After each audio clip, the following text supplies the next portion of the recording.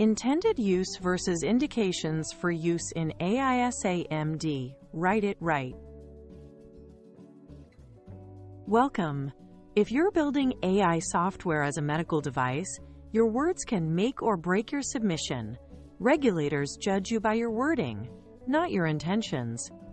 Clear, disciplined language reduces ambiguity, lowers regulatory risk, and often speeds approval by preventing rework and extra questions. In this lesson, we'll separate two core phrases that drive your labeling: intended use and indications for use. Mastering the difference helps you write precise claims, align your evidence, and keep your product in the right risk category. Let's make your description tight, credible, and inspection-ready. The intended use is your product's high-level mission, what the software does in clinical terms, without operational details. It should name the target condition and the clinical role. For example, detect, quantify, prioritize, or triage. Keep it concise and device-centered. Avoid claims about who uses it or where it's used. That belongs elsewhere. Example: the device is intended to assist in the detection of pulmonary nodules on chest CT. This tells regulators the medical problem and function, but stays clear of workflow, user types, or performance promises. Think of it as the headline of your label. The indications for use provide the operational context: who will use the software, on which patients, in what setting, and at what point in care. It specifies population, e.g., adults, setting, hospital radiology, and workflow, concurrent reading versus retrospective.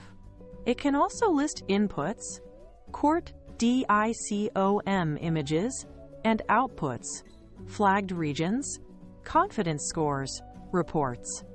Example: for use by radiologists in hospital settings on adult chest CT to assist concurrent interpretation by highlighting candidate nodules. These details guide labeling, training, and validation, and they set the boundaries for safe, compliant deployment. Here's a quick way to separate them. Intended use equals purpose of the device. It answers, what clinical job does the software do? Indications for use equals conditions of use. They answer how, for whom, and where the device is used. Think of it as why versus how, for whom/where. If a sentence mentions user type, setting, patient population, timing, or data specifics, it's probably indications. If it focuses on the clinical function and target condition, it's intended. Use this test to keep your claims clean, consistent, and easy for reviewers to map to evidence.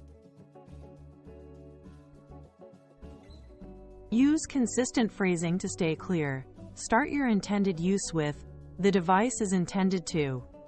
Follow with a single, main clinical function verb, such as detect, quantify, analyze, prioritize, or triage. Keep it mechanism light. Describe what it does, not how the algorithm works. Avoid performance claims here. No sensitivity numbers, speed, or superiority statements. Example pattern: the device is intended to prioritize chest radiographs that may contain pneumothorax. Short, focused, and aligned with validation. Save context, users, and limitations for your indications. Your indications for use should draw the map. Specify users, e.g., radiologists, emergency physicians, and settings. Hospital PACS, point of care. Define the patient group, adults, post-op patients, and data types. CT, Mr. Single View X-ray.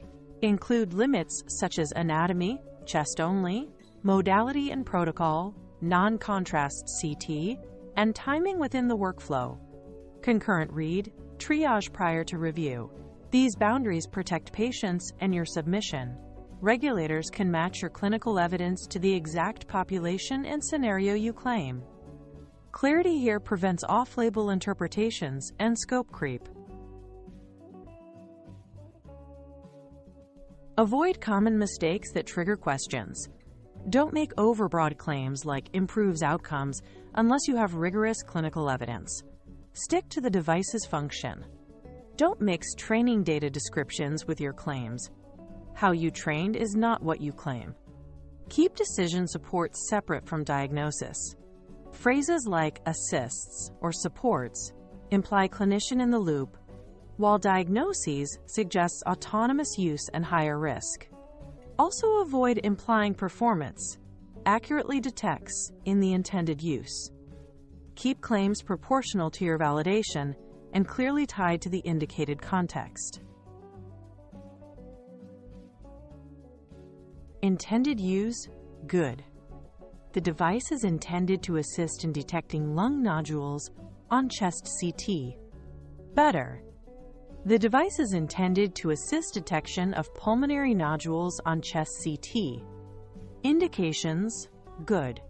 For use by radiologists on adult CT scans to highlight candidate nodules during concurrent interpretation. Better.